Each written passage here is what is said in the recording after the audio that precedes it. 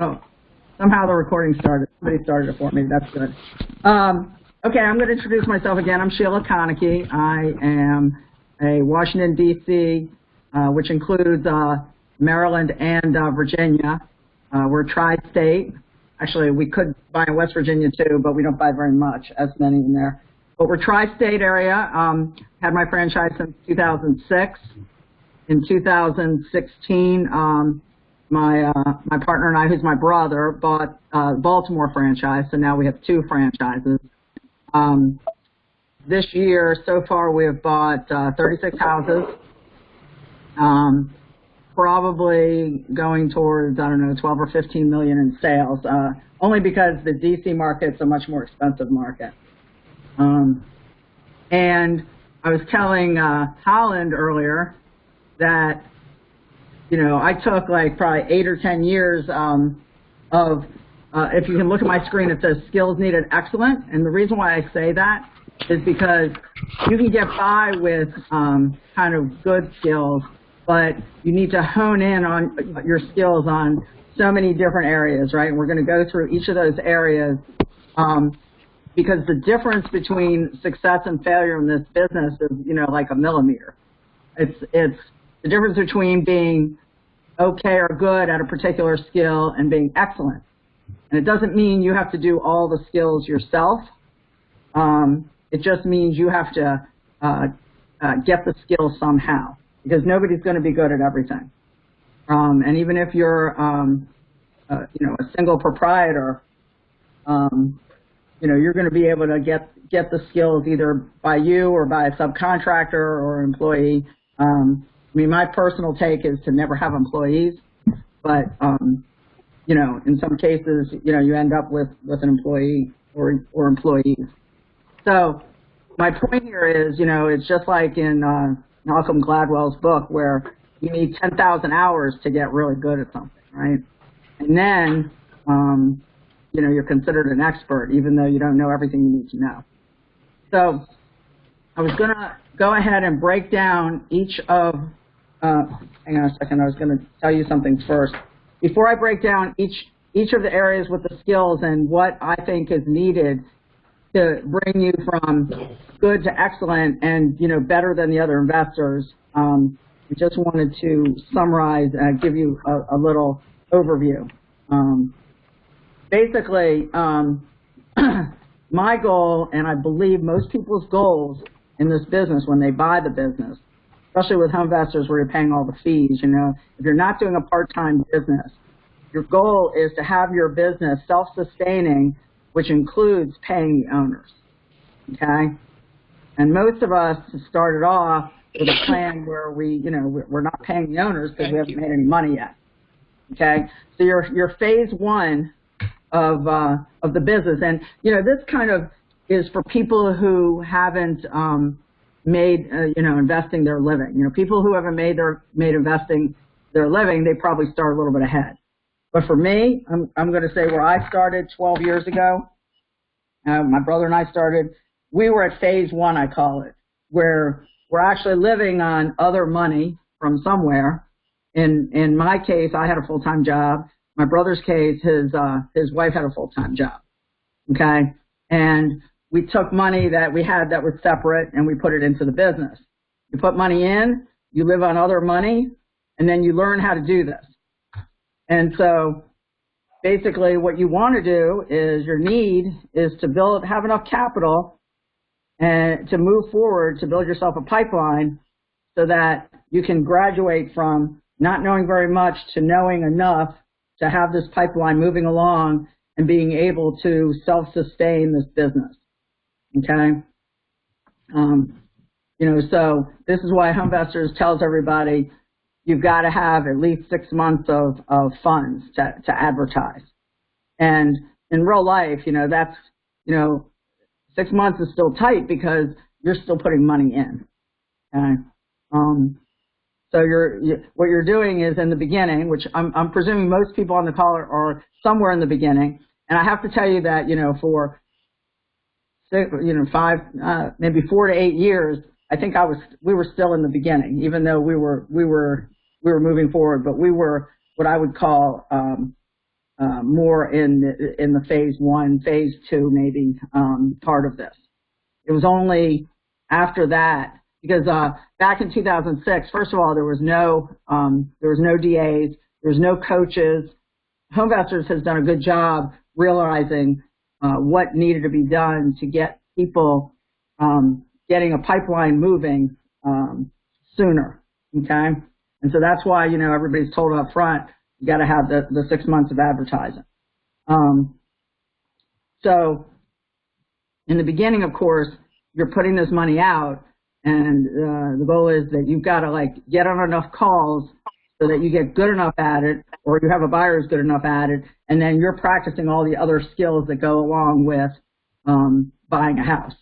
So that's what I'm going to get into this mini PowerPoint. Okay.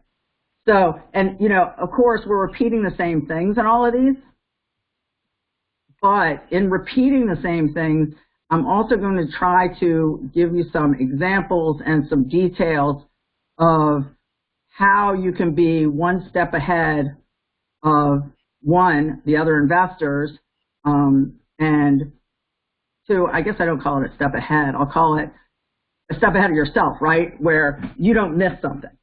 And this is why HomeVestors is always, hammering out how every lead is important, even though we know there are leads where it's removed from mailing list, there are leads where people are just kicking tires, they just want to save the commission. There's all those leads, but the problem is you don't know which ones are the ones that are going to get you somewhere.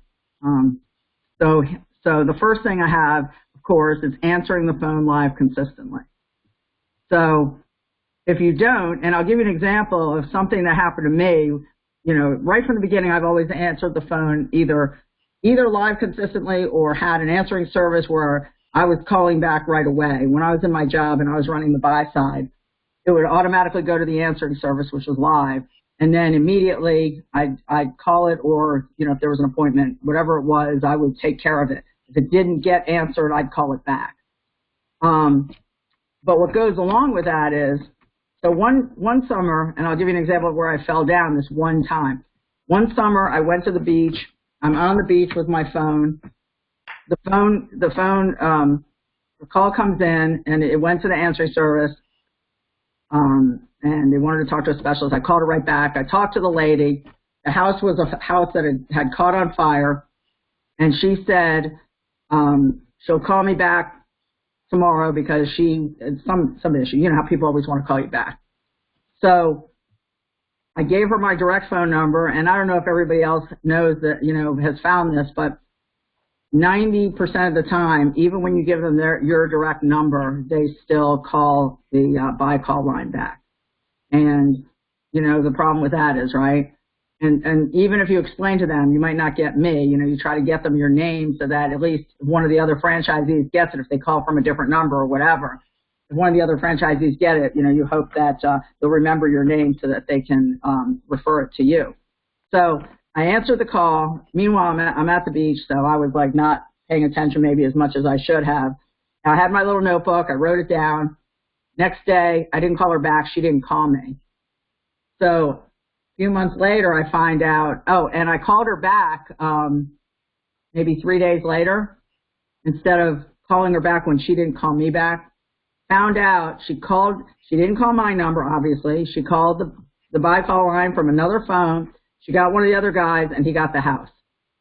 Good for him, but what happened to me, right?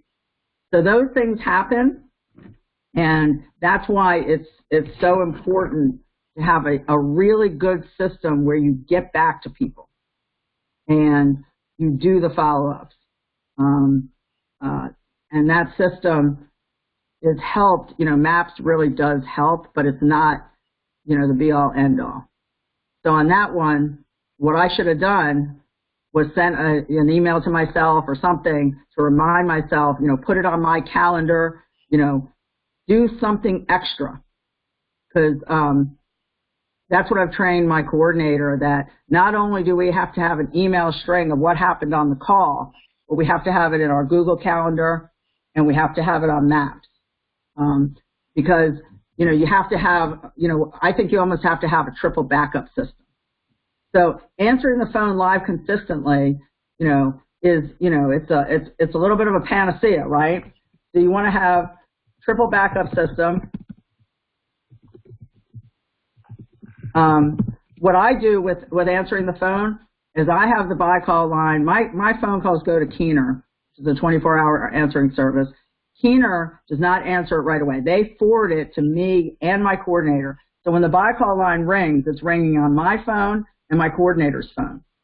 From 8 to 5, unless there's a whole bunch of other calls, or unless, because if she's answering a call, obviously she can't answer another call. And so that'll go to Keener, or I'll take it. So if I see that she can't answer it, because if it goes like 3 rings, what happens is it goes to either of us and then it goes back to Keener. And I have found this to be the best system ever, because not only is it going to both of our phones, so there's 2 chances to answer it, but then it goes back to the answering service. And I have them on just a very short and sweet buy call script where they give the discount statement and they get the appointment. I don't have them asking mortgages. I don't have them asking anything except for the address, their phone number, and make the appointment. And if the appointment has to be changed, I don't have a problem changing it. But I found, if I need to cancel it because, it's a short sale or whatever it ends up being, or it's 5 hours away, 2 hours away, and I give a little bit of a bigger discount statement, then I do that. But answering the phone live consistently, that one call you missed could be that one buy that month. Okay, so that's where you go from like doing this process, in a good way, to doing this process in an excellent way. And then the other thing that happens is, if they hang up because it's too long or whatever, you get the email, you call them back. And that's the important thing. So the better you are at that, the less chance you're going to miss that one call, because that's what it could be. And I don't know I don't know everybody's pedigree. I don't know how long you've been in. I don't know any of that. I'm presuming most of you are fairly new. But that difference can be, what makes or breaks you in this business. Like I don't know if you've all heard this, but I've had so many people who call us and they go, yeah, I tried to call a couple other investors and none of them answered their phone. So us being a professionals, that's the difference between professionals and non-professionals, is answering the phone. And I know you've heard this probably, 300 times, but if you can make your system, more, have more backups to when, it fails, because every single system out there fails.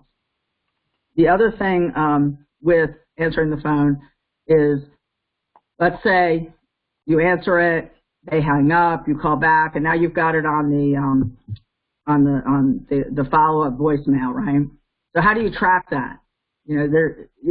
That's one I've been scratching my head a little bit, but now between my coordinator and I, we have a spreadsheet, and it's a Google sheet, so it's virtual, right? It's in the cloud.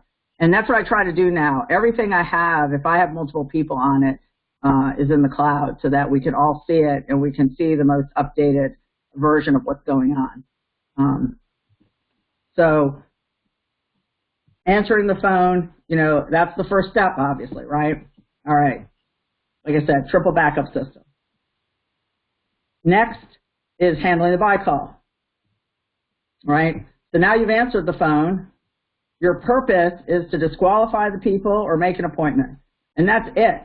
You can find out everything about it. You can get rapport. You can do all that stuff. But in real life, that's the purpose.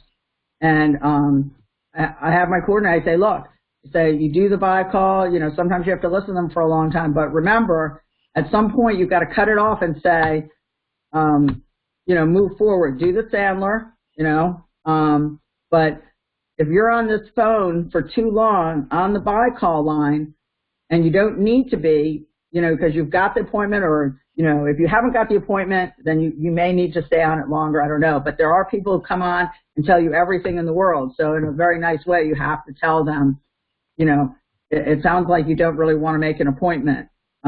Is that true? And what I do on the buy call line is my script is basically when they stop talking, you know, at first I ask them why they're looking to sell their house. And I have the same, you know, HomeVestors has a great script, but, you know, I've modified it to myself, and I'm hoping, you know, you don't want to sound too canned. And basically there are people who just don't talk, right? So then I ask them, you know, how about if I explain how we work, and then you can tell me whether it makes sense to move to the next step. And that's when I give them the discount statement. And they love to hear that because they don't know what you're doing when you're on the phone, right? They either want you to give them a price over the phone, or they want you to come out. But you want to make it, you want to be personable and explain how we work, and either disqualify them or make an appointment. And remember, if you start doing a lot of what I call, and I've done it too, okay, so, and I still get caught doing it sometimes, you know, going back and giving them a range, you know, I've done that. You know, the only time that really works is if they're out of town, if there's a specific reason why you need to range. Otherwise, you're just doing a bunch of work for nothing, okay? So on the buy call, find out what's the reason for selling, you know, and sometimes I will ask them, you know, did you think about listing with a realtor? I'll do the scale of 1 to 5, you know, what repairs does your house need? You know, where 5 is totally renovated. And if it's a 5, I'll just tell them, you know, most people who have a totally renovated house want market value, you know. So I will do that with them, but because sometimes it will disqualify them. Once they talk about it, sometimes they realize that they want market value. But specifically, you want to make the appointment. Next is doing comps. So I do 3 different types of comps. I look at, and the reason why I do this, and probably a lot of you weren't on my last call, but the last call I talked about the credibility folder and what I bring to the buy call. And in a second. I bring in the credibility folder, I bring the HomeVestors literature, the proof of funds, testimonials. I do a company flyer that's about my little LLC. I have a cover sheet, an offer cover sheet. I have a contract, I have tax record. Now, I don't show anybody the tax record and the comps. Now, the other thing I have that totally streamlines my appointment is a profit sheet. And the profit sheet, I might do 3 different ones, and when I go, when I do that, and I have found, like, my calls are so much more precise now that I do this stuff, and I didn't do this, what is this, 2018? I started doing all of this in 2016, okay? Before that, I would do, you know, 65 or 70% minus repairs, but I wouldn't necessarily have the comparables if I was just going to assign it, you know, or as is, or if the house was really clean but not updated, okay? Because all of those numbers are a little different. So when I do comps, I do the value after we did a full rehab. I do the value as it is, like for a whole tail, right? If it was, you know, if it was in crappy condition, and I have a value if it's clean but not updated, okay? And when I do that, then I put it in this profit sheet, and I will guesstimate, you know, what the level of repairs would be for a house that looked like that. Because most of the time, the houses fall into different categories. Does anybody have any questions on that specific thing? Because that's, you know, doing the comps and doing them really well is really important in the way the market is now, where we have all these other investors and we're in a competitive type situation.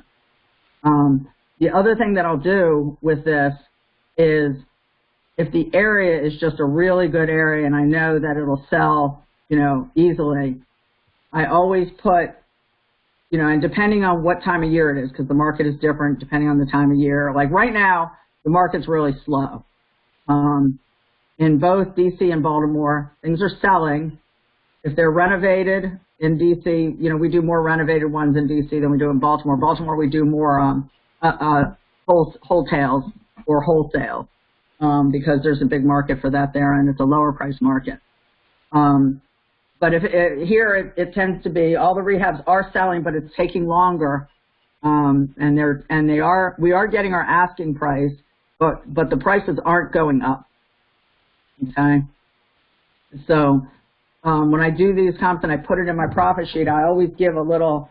I don't necessarily go to the top of the value unless I know I can sell it, depending on what the competition's doing, you know. And I also have a few tricks, you know, in that. Like I also, my brother and I, we buy houses in our IRA sometimes. And so that's kind of an option if it's a really skinny deal, because then there's no holding costs, it's just cash. So that's like another strategy you can use to where you can offer maybe a little more than you would have been able to. But I found that doing a really good job on the comparables gives you just a much better comfort level as far as going into the call and making an offer that you feel good about. And then when you go to the car, specifically look, and let's say, I'll pull up a profit sheet. I don't know if people are on the call and see this, but I'm going to pull up a profit sheet. Because I just do really, really simple profit sheets. Okay? Let me make sure you all can see it. Profit calculation sheet. Okay. Can you see the profit sheet? Yep, we can see it. Okay, so if I look here, this is the one I went on today, this one on Bunker Hill Road. So I have two different profit column, you know, numbers. I have Maryland and DC, which is more expensive to buy a house and sell a house than Virginia. So like in Maryland and DC, like when I buy a house in Maryland, I use 4.5% as the purchase. Like these are the closing costs. Like on a $160,000 house, it costs like $7,200 if I pay both sides, which includes, you know, title insurance and everything, right? And then to sell it, it costs like 2.5%. I think I have 2.5%. 2.5% for Maryland and DC. Virginia, it's only like 1% to close on a house in Virginia, and to buy a house in Virginia, it's like 2%. I think. This is my Virginia one. I have to scroll over to find my Virginia ones. So I can pay more for a Virginia house than I can pay for a Maryland house. Here's one that I got. And I'll move over here. So Virginia, like the closing cost to sell the house is like 1%. So I'll look at this sheet and I'll say, okay, here's the sales price. Here's the purchase price. Let's say, you know, when I go back into, I look at it, I adjust it a little bit, and I think, okay, the purchase price is really like, the sell price is really like $320, not $300.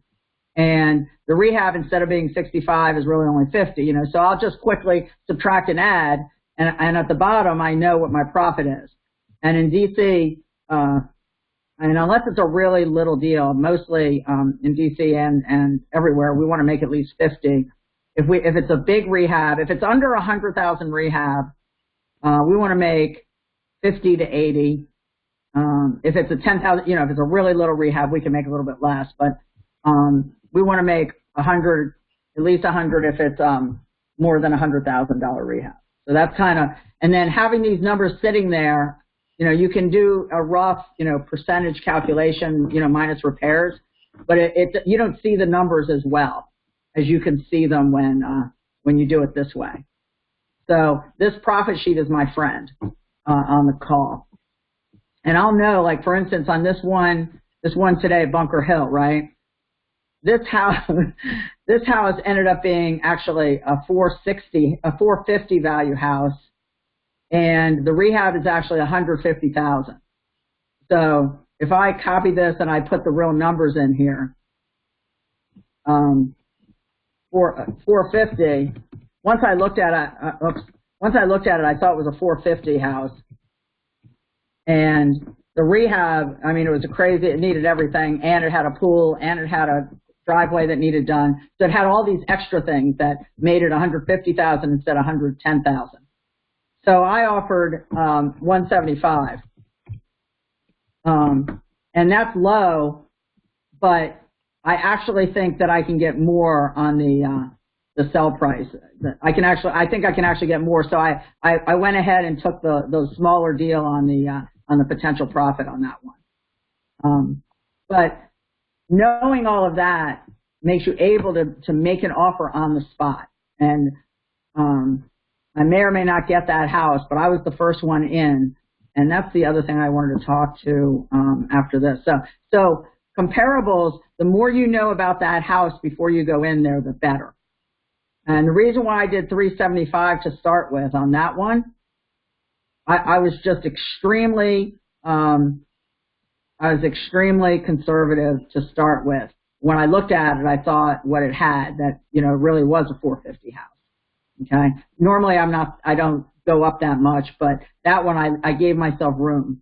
I figured, and the reason why I put 375 on it also is because 375 is what it would have been worth if it hadn't been updated, but it was clean. The reason why I changed it to 450 is because in the end, the house needed every single thing. So you're going to have a brand new house. So the value went up.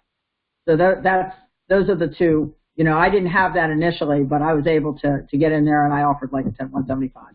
So instead of having to go home and then call them back and offer over the phone, which isn't as good. Okay. So that's why I do like the different comparables, because I don't know what I'm going to find when I get there, but I have generally a few scenarios. And that one, I knew which house it was, not by the address, because it didn't have an address on the house, but the way it looked, I said, oh, that must be the house. That's a home investor's house right there. So there's a huge benefit to knowing the houses in the neighborhood and knowing what you've got ahead of time, at least as much as you can know. Okay. So, like I said, that is something that you need your 10,000 hours to do that well. And that's something also that a lot of times your DA is good at, because if they know the area, they can help you with the comparables. Okay. So now going on the buy call. Wait, hang on a second. Okay. So going on the buy call. So I always call to confirm. Unless it's a really far away call, I do not. If they don't call me back, I still go on the call. I have found that I've hardly ever gotten stood up on purpose. You know, I can think of one in the last, 2 years even. So usually if they don't answer and you leave the message, usually they're there. But I will ask them to call me back. Okay. And what I'll do is I'll just call them again before I get there. But I call, a few hours before I'm going to go. Sometimes I'm on the way, but not usually. Okay. When I go on the buy call, that was what I was telling you about. I bring all these things with me. Sometimes, you have to show them the comparables. Like, I never make an offer if I haven't talked to them about what they think the house is worth. Because if they think the house is worth 500 and it's actually worth 400, and you make an offer, you're not gonna look, they're gonna be pissed off. And so, I follow the Sandler system where I make sure that they understand before I go to the car what I think the comparables are, and I start with asking them, what do you think it's worth? Believe it or not, in the age of Zillow and everybody, Realtor.com, everybody knows the value, and they're usually pretty close. Now, that lady today on that Bunker Hill call, she said she thought it was worth 500, and if it's all redone, it could be worth 500. I told her, the market's really slow. I explained it to her. I said, right now, I said Zillow says it's 470. So I use the credibility of Zillow sometimes. Sometimes Zillow is way off, but sometimes they're right on. And since people can check that, it's a really good tool to have as a third-party credibility. So one of the tips here is whenever you can, use third-party. I'm putting that on here in case. Use third-party credibility. I got to spell it right. Okay, and examples are Zillow. And what else I do is I explain. What I'll do is as another third-party credibility. Let's say when I go in the call, I take a really long time going through each part of the house, and I never badmouth the house. I just say, so it looks like this bathroom needs redone. Right, and they'll usually agree, and they'll go, yeah, or they'll say, why? What's wrong with it? And I'll say, well, I say, you see that tile is cracked, and this, I said generally people, need to have the bathroom look a certain way, So usually they don't really do that. They might say, well, what about this? I say, okay, well the sink's okay, but the rest of it, I say, look at this. I said, this is, the fixtures aren't working right, Or I'll say, oh, it looks like fixturing, mirror, I'll say specifically what might need some work. Or I'll ask them what they think. In all cases, it's always better to ask them first because I don't know if you've all taken Sandler, but in Sandler, if you go out there and you say something, you've said it first and then you can sometimes get boxed in. It doesn't mean you should never do it, but at the end, what I'll do is I'll say, so what do you think it might cost to, get this house ready to sell? And, if they give a bigger number than you thought, then of course you win, right? But if they're lower, sometimes you have to manage their expectations. So I'll use third-party credibility, and sometimes I'll say, like, for instance, on this house, when I told them, they had no idea how much it would cost to fix that house. So I said, it really, we've found that this kind of house with the pool and the driveway, I said, it's going to cost about $150,000 to redo this house, right? And they were very surprised. And I said, what were you thinking? And they said, maybe 100. I said, yeah. I said 100, 110, 120, but you've got this gravel driveway that's, quarter mile long, and you've got this pool. And the pool doesn't look like it's in great condition. So, when I add that to it and all the landscaping, it was a 9 acres on this one.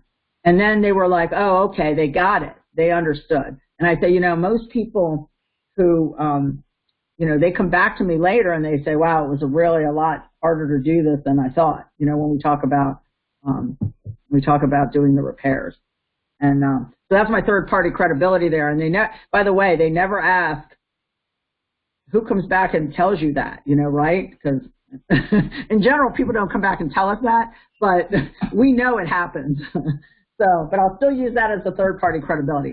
Anytime you can use what somebody else says as something to help you, then you win. Now, other times, I'll show them the comps, right? I'll show them, I say, look, this house is exactly the same house as yours, and this one went for $450. Now, I didn't do that here because in that neighborhood, it was difficult to comp, actually. So that's why Zillow was a really good third-party credibility on that one. So if you can do that, and you can have this discussion where you manage their expectations. So what I did after that is I said, so did you have an idea of what you wanted to net in your pocket for the house? And, the lady said she wanted $300. I said, yeah. I said, that's going to be tough. How about if I explain, what you might get if you did the house and you put the $150 in? So then we walked down the numbers, and when you subtract off $450 minus $150, that's $300, and then you subtract off another $45,000 for realtors and closing costs, we were down at like $255. So I said, so my number is going to be lower than this number. And so now they have an idea of where you're going to be. So I explained a little bit more, and then I went to the car. But I take a lot of time doing that, and when I come back from the car, I have after I discuss the offer, I used to leave really quickly just because I'm red and so I always leave quickly. But, you know, if they weren't going for it. But now I sit there and I talk to them as long as I can. And if you ever heard any of the other guys who are really good buyers, they're going to tell you don't leave right after you give the offer. You know, find out what they're thinking. You know, is it too low? What are they going to do? And these people, you know, I was the first one, and they were like, well, we have at least another person coming. I say, okay. And then I leave the door open for them to call me and let me know either way. And also that, you know, if it's close, you know, I'll work with them. And I go and I give them this, I leave them with the folder. Oh, and this is the other thing I always do. I leave them the folder, the credibility folder, without the comps, of course, and the profit sheet. I don't leave them that. When I go out to the car, I leave that for them to look at. And then they can see a little bit about my company, you know, my little LLC, and they can, you know, it says on it, I'll show you what it says on it. That's not it. Okay, it says, hang on, I've got to show you this, don't I? Okay, so I have this offer purchase for home investors, and I fill this in, and I have all these. Everybody can see this, right? The offer purchase, the people who are on the computer? Yes. Okay, good. Okay, so, you know, I fill this in. I talk about when they want to close. I talk about, and I've talked about that ahead of time too. And I explain the expiration, you know, that I can't have numbers flying out in space, you know, for like years and years. So I put that on there, but I tell them I always try to hold it. This is my team, and I tell them, you know, we've purchased over 300 homes. And now, obviously, you can't do that if you're new. But what you can do is you can make a sheet that capitalizes on the power of home investors, right? You can put in there that, let's say you're in an area where all the franchisees in that area have purchased 500 homes. You can say the DC Area Home Investors Group has purchased over 500 homes, right? So you can, just because you haven't been in 12 years like I haven't purchased over 300 homes, you know, it doesn't mean that you can't capitalize and use that power, okay? And then we do our little 30-second commercial. You know, we buy homes from sellers in the Washington, D.C. metro areas who need to sell their homes in as-is condition due to difficult or frustrating situations such as rental issues, divorce, illness, blah, blah, blah. Sellers do not need to make repairs. So that's our 30-second commercial. And then I have my brother, who's co-owner, and I have me, and I say, you know, just a little bit about us. And then I have our coordinator, and then we have a property specialist and our contractors, and then we have a little picture of UGG, you know, and us. So it's just nice. And then I have all these really good testimonials.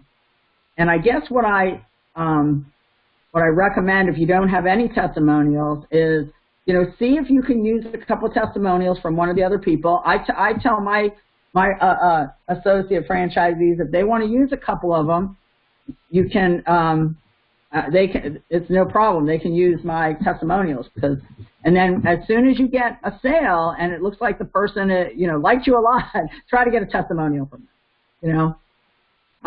And these are just like, they look like, you know, they're just handwritten. People just do it on the form. It's just really simple.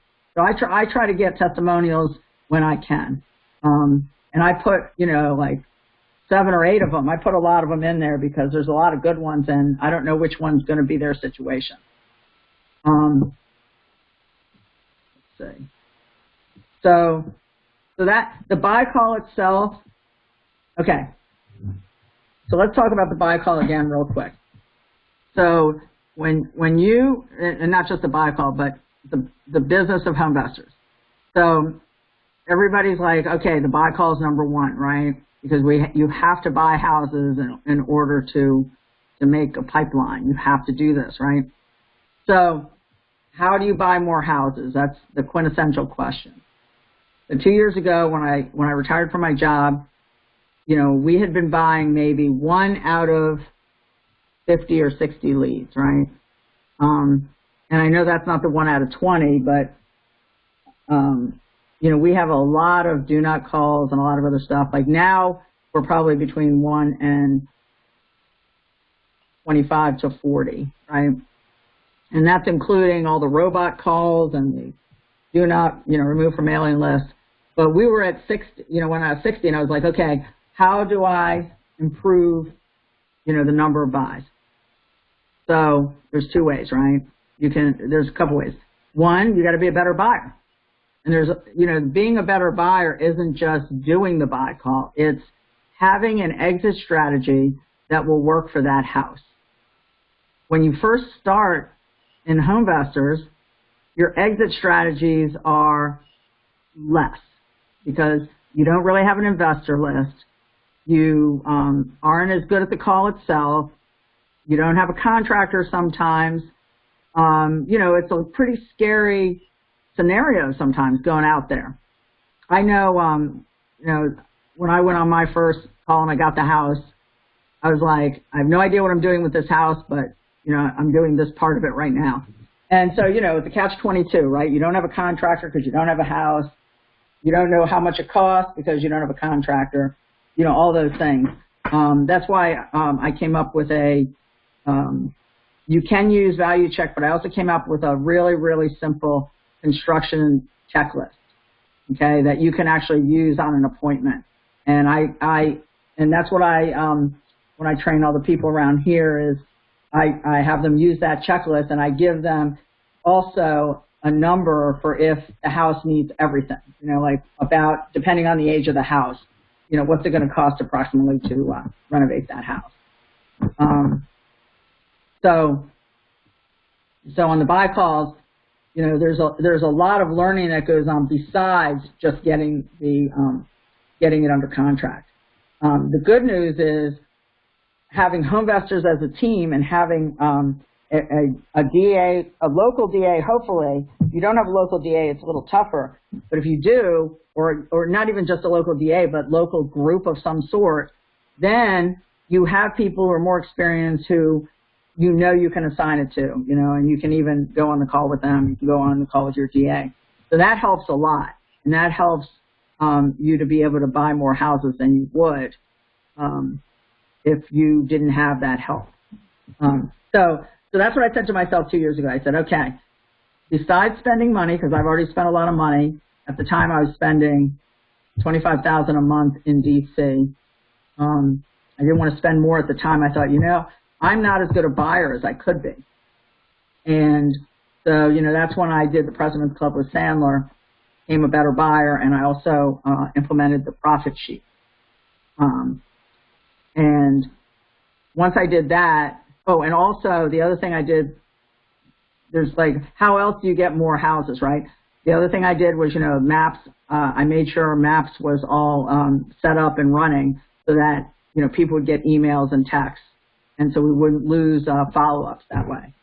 And so those are the main ways, right? You spend more money, you go on more calls, and you become a better buyer. And you can become a better buyer, like I said, in a couple of ways. One, you can have more exit strategies. And when I say more exit strategies, I think I'll put some more details there on exit strategy. Okay. So more exit strategies. So for instance, let's say you have, you know, you want to assign something. Well, there's different ways to assign something. One, you can put it out, you know, on Zillow or you know, to your investor list. You can assign it that way. But in many cases, you know, we can't get into the house, right? So sometimes you can't get in as much as you want. The people think you're buying it. There's a whole bunch of things, and we tend to guarantee that we're going to sell it. Now, if you set up your business as purely an assignment, wholesale type business, that's a great business. You have to be more willing to do what it takes to get that thing assigned, and or you may have to tell people, you know, if I can't you know, I may not be able to close, you know, or you don't tell them that, but there's a couple of bigger players in our area who do that, and they do sacrifice some of their credibility for this, because sometimes they offer too much to get the deal. They try to assign it, doesn't get assigned, and people get pissed off. I've chosen to run my franchise that unless the only way I can even make them an offer is to assign it, you know, and then I'll be honest with them and say that I'm going to send it out to my network to get that price. And I might say, you know, if we can try that price. If not, you know, I can make you a lower offer where I can settle. But that's how I choose to run my business. And this is where, you know, depends how good you are at what you do. And this is where also everybody's skill is a little different. Some people are just highly skilled at networking, finding investors to buy the houses and assign it to them. I personally almost think, you know, because we've built our business doing we run between 70 and 85% renovations. In Baltimore, we're probably more like 60 to 65%, but in DC we're about 80%, 85% even, and it also depends on the market. But I almost find that sometimes it's harder to assign them. It's a lot of work. Sometimes people don't close. You know, you got to follow up, get their EMD, make sure it happens, you know, and a lot of people are assholes, you know. So, you know, you have a lot of fly-by-night people. But what we've done with our business is we have a group of investors that we will assign to also if we know that we don't mind taking a lower offer, you know, taking a little less, you know, because it's an assignment, and we'll get one of the investors who is guaranteed to close, just like we are. So more exit strategies, spend more, and be a better buyer, right? Spend more money and be a better buyer. And there's a lot that goes into that. And the other thing with being a better buyer, I'm going to go into the next part of this, is part of buying. The next one is the follow-up after the buy call. Sometimes you did a great buy call, but if you don't do the follow-up right, you don't get the house. Or, you know, sometimes you do everything right, you still don't get the house. But sometimes that follow-up gets you the house. So let's talk about two scenarios. So scenario one, you got the contract at the appointment. Now, the danger of getting the contract at the appointment is that they're going to, like, have second guess or that they're just going to change their mind. If you do the post-close on Sandler, you know, it's better, but a lot of times people still, you know, get cold feet. So in this case, you want to be sure that they don't change their mind, or you get to them soon enough that you can work something out so that they feel better about it. Or, you know, sometimes they just change their mind. You can't, you know, so you want to know as soon as possible if that happens. So for instance, I had a guy, I went out to his house. He bought this house 7 years ago as a foreclosure, and he thought he was going to, you know, renovate it and then make a bunch of money. And literally, he basically had all the kitchen cabinets sitting on the floor, but nothing else was done except for he hadn't even done the windows. So he hadn't done anything except put a new heating and air conditioning system in, and the kitchen was hadn't been done yet. It just had cabinets sitting there. It was empty, right? He hadn't done any plumbing, he hadn't done any electrical, he hadn't done anything in 7 years, right? And he was desperate to sell the house because he was worried that there was asbestos in the from the floor tile, you know, underneath the floor tile and the glue in the basement, right?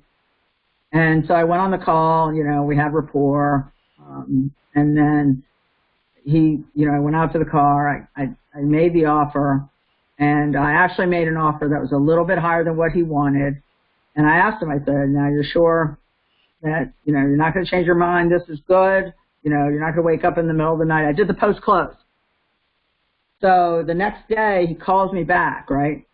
So what you want to do on any time you get the contract at the appointment is call them just to check in with them right away as soon as you can. Make sure everything's good. Make sure they saw that you sent it to the title company, whoever it is, and keep in touch with them.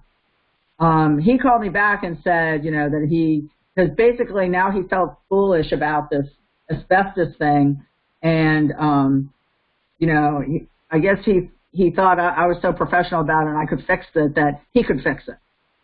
So I said on the phone, I said, you know, what are you thinking? He said, well, I think I want to just not do this. I said, well, why don't we work together on this?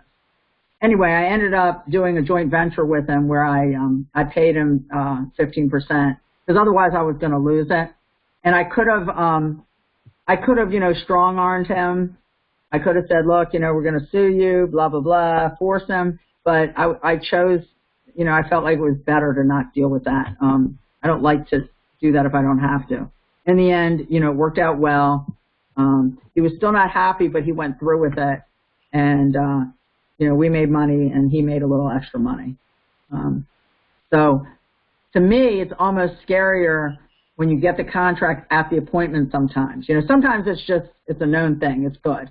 But a lot of times it's not.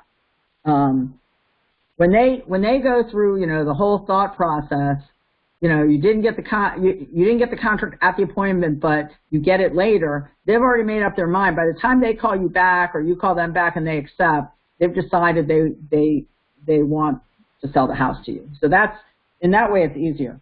But scenario 2, there's other options too that happen, right? Scenario 2, you didn't get the contract, you left the offer, and let's say you talk to them and you say, so how are you going to make your decision? You know, when should I call you back? And they say, oh, give me a week, right? Well, I used to give them the week, and then sometimes I lost the deal. So I never give them a week anymore, unless I'm not sure I really want the deal. I call them back within a day or two, and I say, hey, you told me you were going to have another investor. What did the other investor say? Or I say, you know, now that you've slept on it, you know, how are things? You know, what are you thinking? You know, are you still thinking the number's too low? You know, what do you think about this? So I check in maybe 1, 2, or 3 days after. Okay. And if let's say I get an answering machine, right? Let's say I don't get them. I just say, hey, you know, I'm just checking in about your house. And remember we spoke about, you know, if you, you know, I was wondering if you got the other offers and how you were in your decision-making process. And, you know, I'll leave them this whole message. You know, just one, there's a reason why I do that. One, when you're at the appointment, you want to make sure that they understand that either way, whatever their decision is, that I'm not going to be mad if they don't choose me, that I just would like to know either way so I can close the file. And I explain that it's doesn't hurt my feelings, and that I'd really like to know if it's not a good number, you know, why isn't a good number, you know, why did they go with somebody else, or whatever they want to do. And I try to make it an open, honest communication, right? As Dave Hyatt says in Sandler, no mutual mystification. So is everybody still interested? I just realized it's almost 5 o'clock. Are we still good here? Say yes. I am.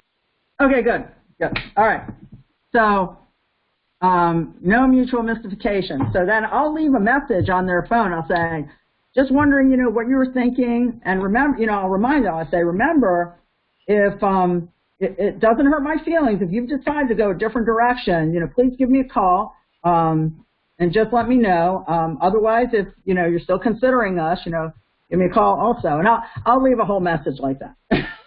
And I will do it however long it takes to follow up. So I had this one guy I offered, I don't know, it was like 100,000, something like that. And I called him back and I left that message. He didn't call me back.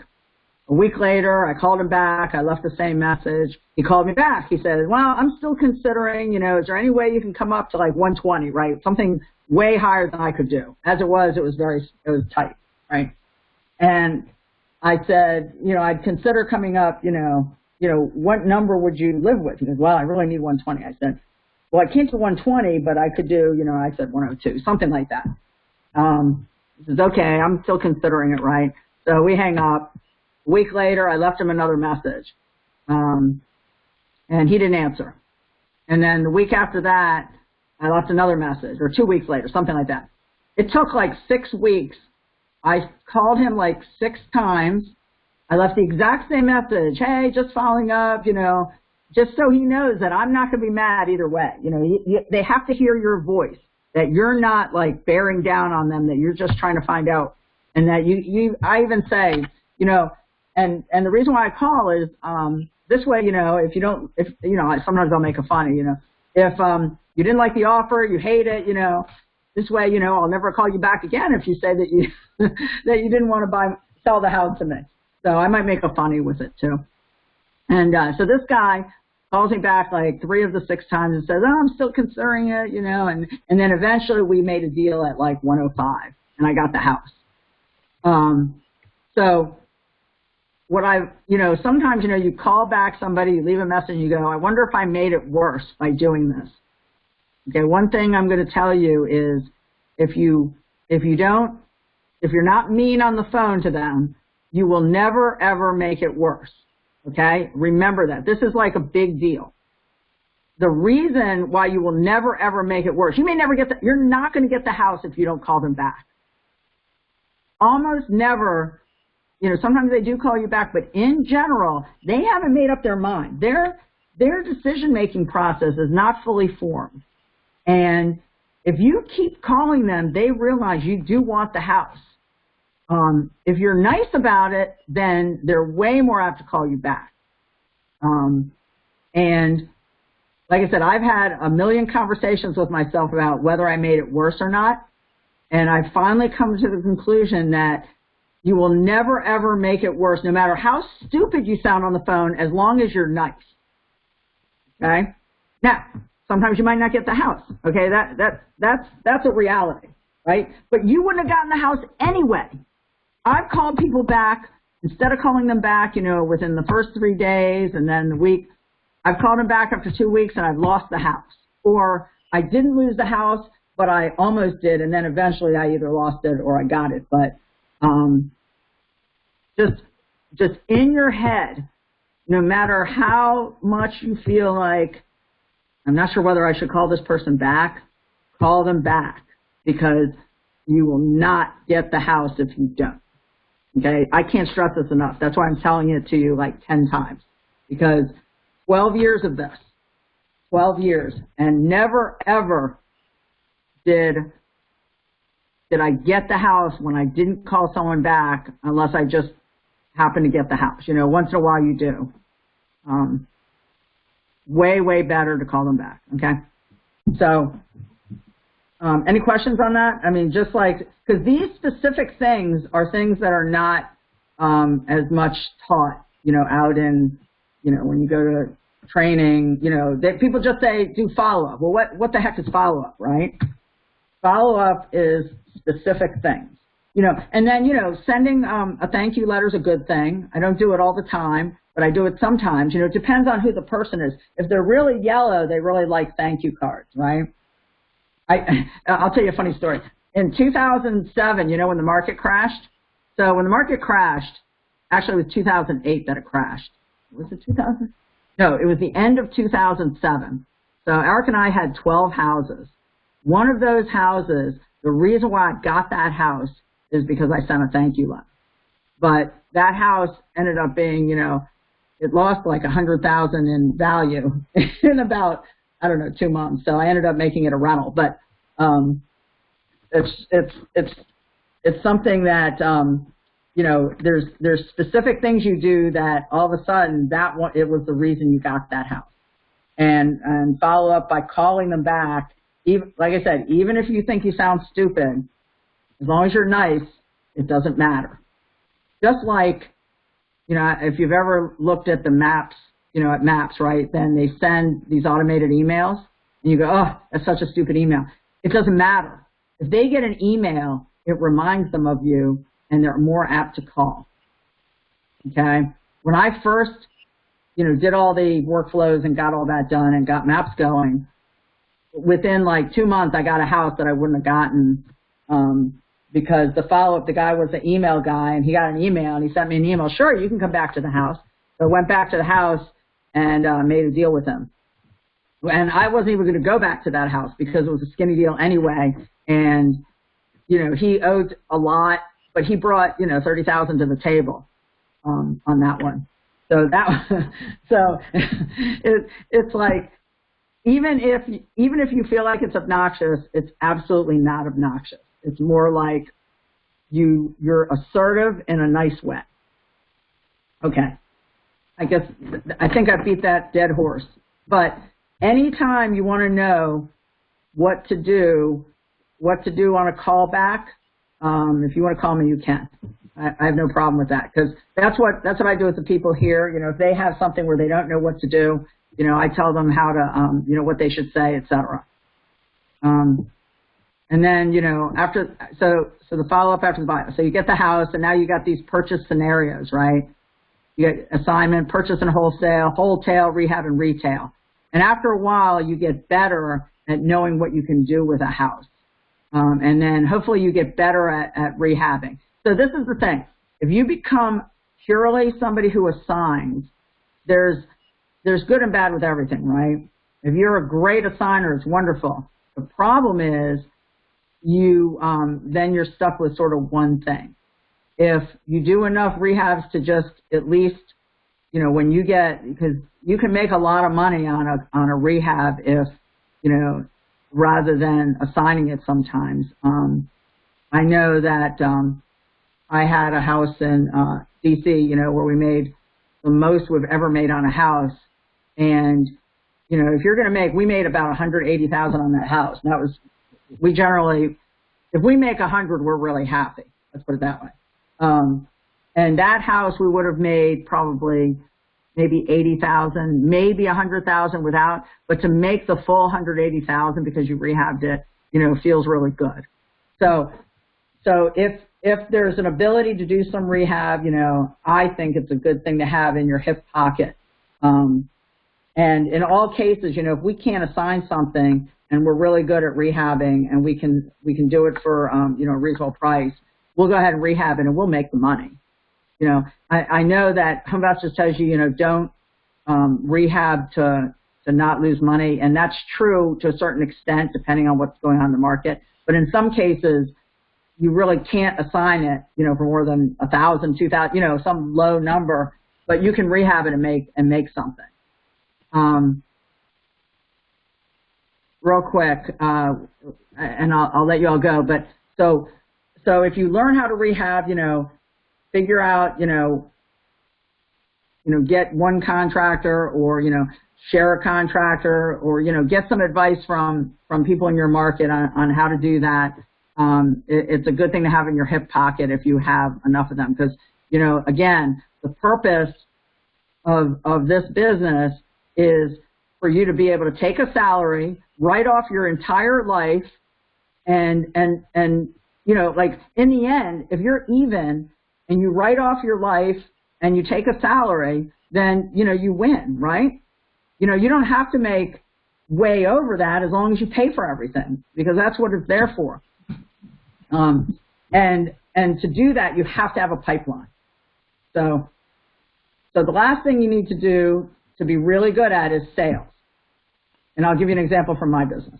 So originally, I was the buy side and Eric was the sales side. He liked sales and I like buying. And he buys too, by the way, but he doesn't run the buy side. So he used to be a realtor and he used to sell our property, right? And what we found is that because we think properties are worth less because we're trying to buy as investors, he wasn't necessarily as good at selling. So what we ended up doing was we found a guy who's our realtor now who sells everything for us. And two reasons why. One, he's like an ace at what he does, our realtor. And two, sometimes it's good to have a third party in between you, okay? Now, if you or your partner, if you're great at sales, by all means, you keep doing it. But we found we weren't as good, so we subbed that out. And literally, make sure that, our realtor, he can get people bidding against each other, even though, it's a mini bid, where one's kind of iffy maybe, he's that good. And he knows the comparables so well. So, again, I'm going to put this at the end from methodology is determine what, for the business, right? All the different hats that you have to wear. Determine what you are good at or what you think you will be good at, depending, when you start, you don't necessarily know, right? And you have to become good at it. But if you like it, there's a good chance you can become good at it once you do your 10,000 hours. But the point here is you need to get excellent ASAP. Okay, now, excellent does not mean that you do it yourself necessarily. You need to get the excellent person in for the particular job you're doing. And with that, I'll open to questions and or we can wrap it up if nobody has any questions. Anybody? Hey, Sheila, quick question. This is Sachin Patel from Sacramento. Yes, First, hi. thank you. It was a wonderful presentation. I loved it. Oh, thank you, thank you. When you make an offer, I'm all red and green. When you make an offer, how do you leave the door open for the seller to come back and ask for more money, and not just write you off as like we are too far apart and this guy is not going to move? And that's tricky. Okay, so some houses, you don't want to offer more money, right? You almost don't care if they come back or not, right? Those are easy, right? Those ones where this morning, I went on 2 calls today. I did 250 miles. I was a road warrior today.